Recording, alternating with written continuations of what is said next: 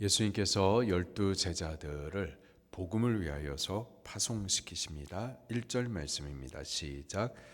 예수께서 12 제자를 불러 모으사 모든 귀신을 제어하며 병을 고치는 능력과 권위를 주시고 12명의 제자를 예수님께서 부르셨어요. 다 불러가지고 모으셨습니다.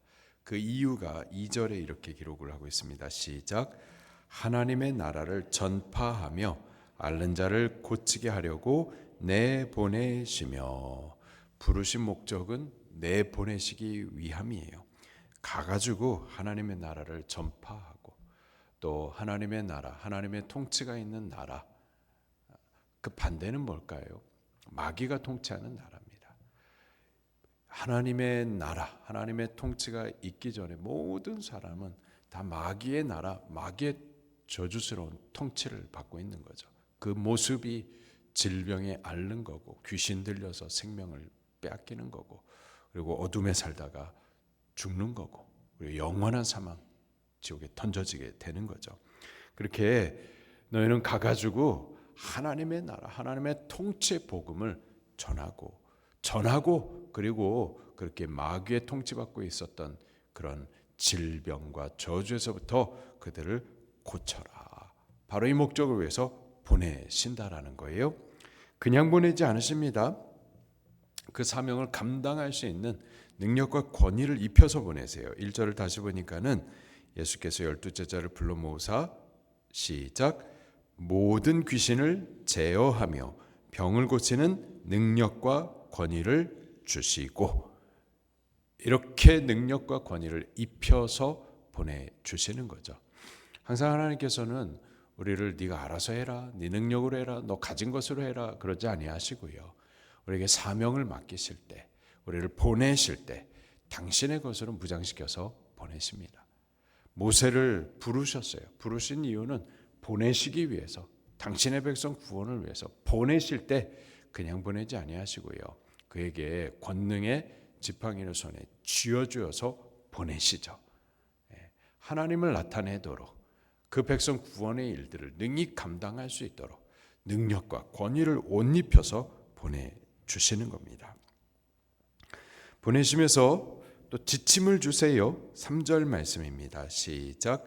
이르시되 여행을 위하여 아무것도 가지지 말라.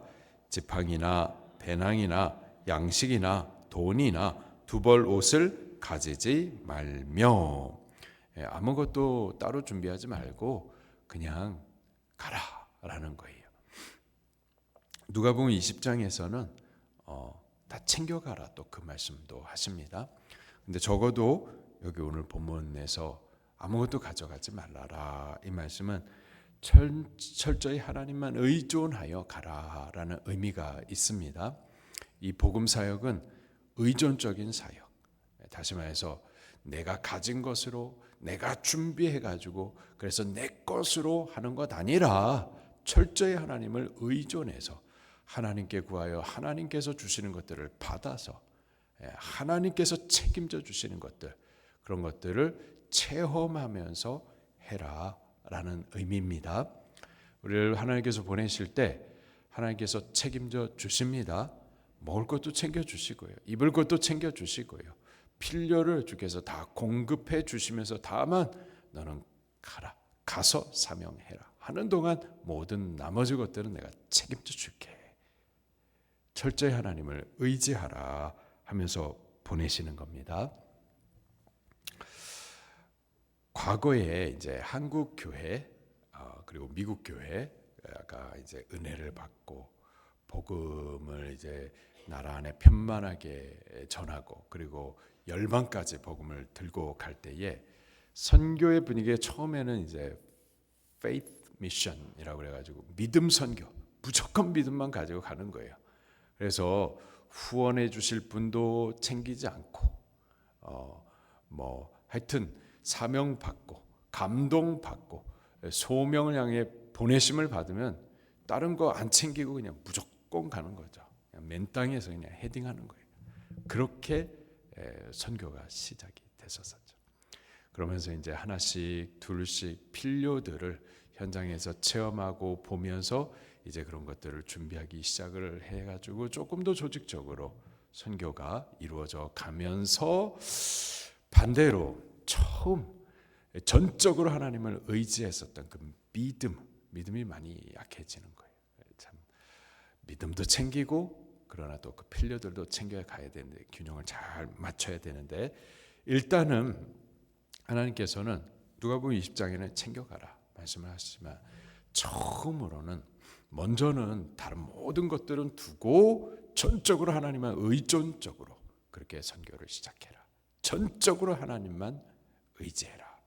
믿음만 가지고 가라. 그렇게 하나님께서는 먼저 훈련을 시키십니다. 우리가 그렇게 가가지고 복음을 전도하면은요 2가지 반응이 나타납니다. 첫 번째로는 복음을 받고 믿고 또 적극적으로 이 복음을 돕는 자들이 있을 거예요. 4절 말씀입니다. 시작. 어느 집에 들어가든지 거기서 머물다가 거기서 떠나라. 아멘. 복음을 증거하고자 전도하면은요 복음을 듣는 것뿐만 아니라 믿음으로 화합하는 것뿐만 아니라 그 복음의 존귀함을 알아서 적극적으로 돕는 이들이 분명히 나타납니다. 그러면 그 집에 머물러라. 영접할 텐데 그 집에 머물러 있고 그리고 거기에서 사명하다가 거기에서 떠나라. 거기 있다가 더 좋은 데가 생기면은 더 좋은 데로 이렇게 옮겨가지 말고 거기에서 머물다가 거기서 사명하고 끝까지 거기 있다가 떠나라. 그렇게 복음을 위해서 연합하는 자들이 있을 거예요. 그들만 있는 게 아니죠. 반대하는 이들도 분명히 있을 겁니다. 5절입니다. 시작. 누구든지 너희를 영접하지 아니하거든 그 성에서 떠날 때에 너희 반에서 먼지를 떨어버려 그들에게 증거를 삼으라 하시니. 아멘. 복음을 전도했는데 안 받는다.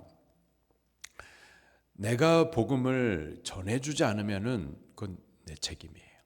그러나 복음을 전했는데 받지 않는다. 그러면은 그건 그 사람의 책임인 겁니다.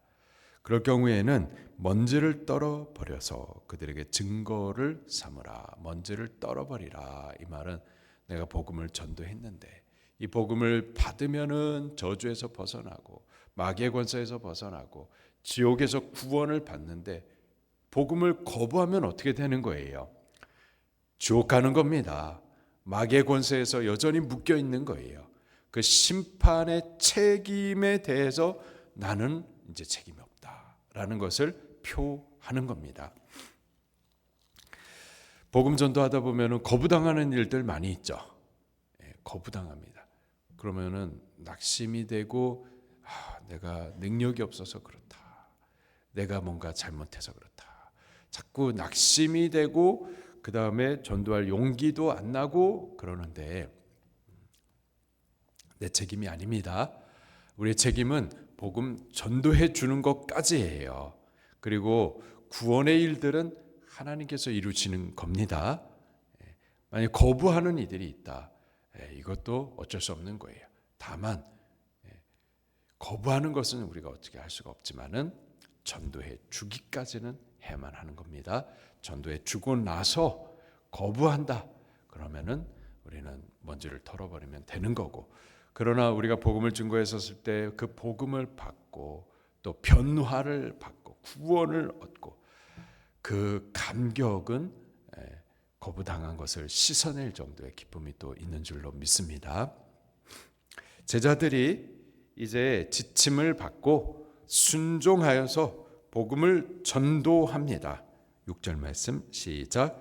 제자들이 나가 각 마을에 두루 다니며 곳곳에 복음을 전하며 병을 고치더라. 아멘.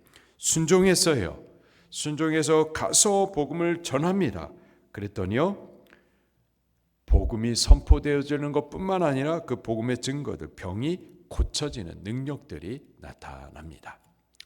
오늘 이 말씀으로 우리를 주께서 모으시고 또 이 말씀을 따라서 오늘 우리를 또 보내시는데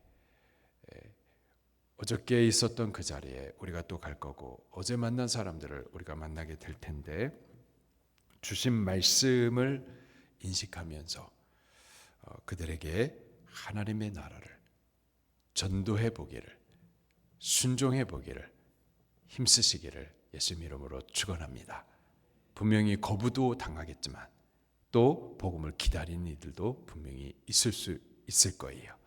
그리고 병이 고쳐지고 귀신이 쫓겨나고 복음의 역사를 보는 능력들도 체험하게 될 줄로 믿습니다. 말씀 붙들고 통성으로 기도하시겠습니다.